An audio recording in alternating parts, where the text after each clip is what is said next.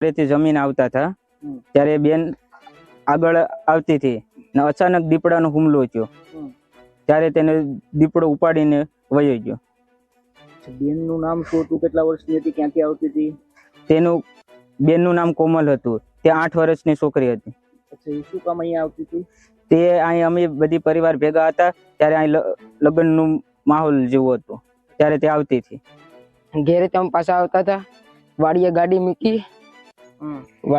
મૂકી ને અમે પેલા હું મારી બેન ને અમે ત્રણે પેલા હાલતા ગયા.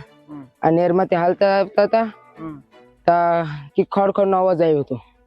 ખડખડ નો અવાજ આવ્યો તો અમે પેલા આકડ વહી આવ્યા. એ બે બેનું પેસર આવતી હતી અમને કઈ ખબર નથી.